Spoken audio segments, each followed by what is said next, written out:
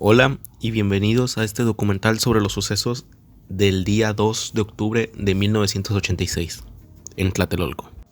Todo comenzó con una marcha de estudiantes en la Ciudad de México, precisamente en la Plaza de las Tres Culturas.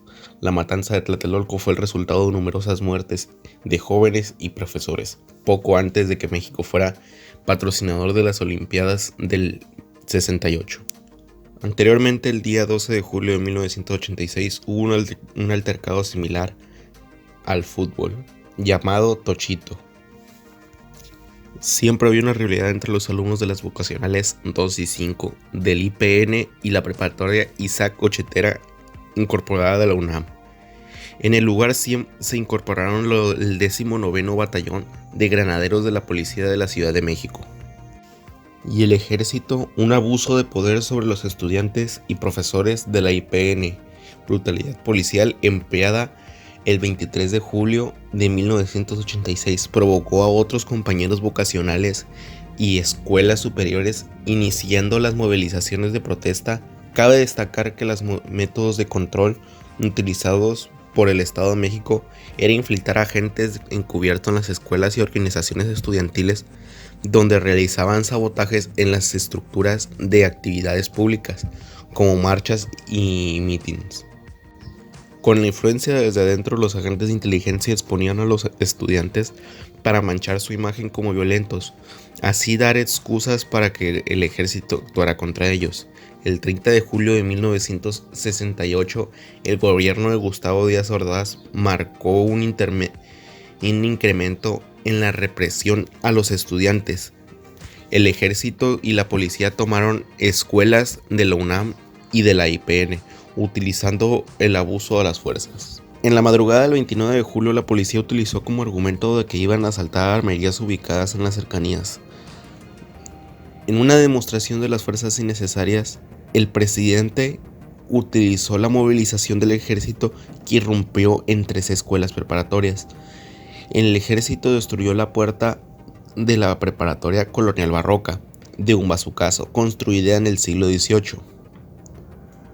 El rector Javier Barros Sierra hizo la bandera hacia media asta. Por la violencia a la autonomía universitaria, el movimiento solo fue contenido hasta la tarde del 2 de octubre.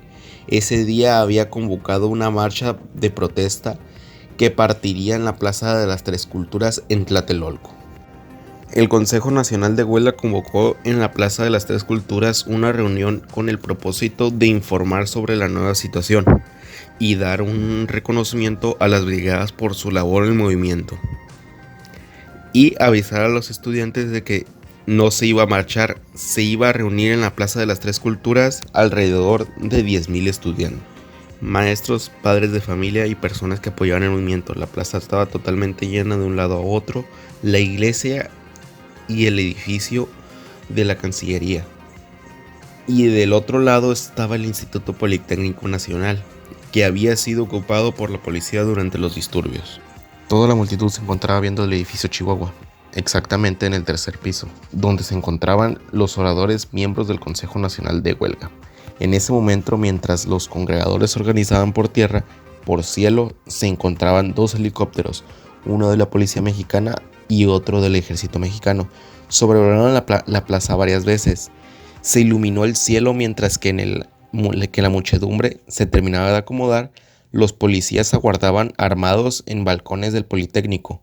Desde el edificio de la Secretaría de Relaciones Públicas Exteriores se dispararon bengalas verdes. Alrededor de las 6:15 p.m.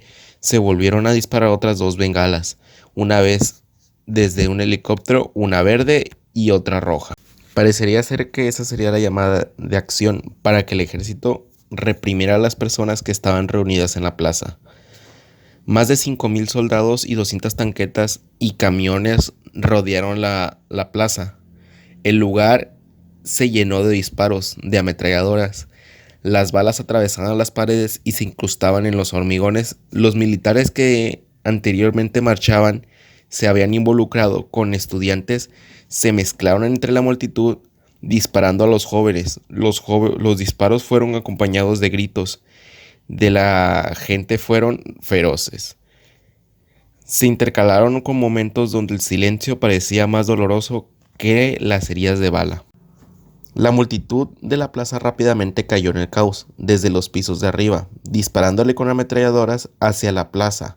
Los soldados tiraban contra los edificios cercanos y contra la multitud, alcanzando no solo a manifestantes, sino observadores y transeúntes. La tarde estaba terminando, había sectores donde la oscuridad de la noche ayudaba a la gente a esconderse. Algunos estudiantes se escondieron en los departamentos de los alrededores, auxiliados por los vecinos del lugar. Los militares mezclados entre los alumnos y la gente que había ido a la reunión subían y bajaban las escaleras de los edificios. Llevando armas, en las cercanías se miraban los cuerpos de las personas que habían muerto.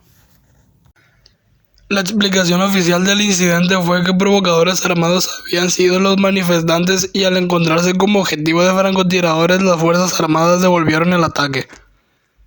El Senado de la República negó la masacre y justificó una intervención diciendo que la fuerza pública intentó proteger la vida y la tranquilidad de los ciudadanos. 50 años más tarde, una comisión gubernamental mexicana reconoció que la denominada masacre de Tlatelolco, que puso fin al movimiento estudiantil, fue una violación a los derechos humanos y un crimen de Estado. Una manera fue darle punto final a este suceso.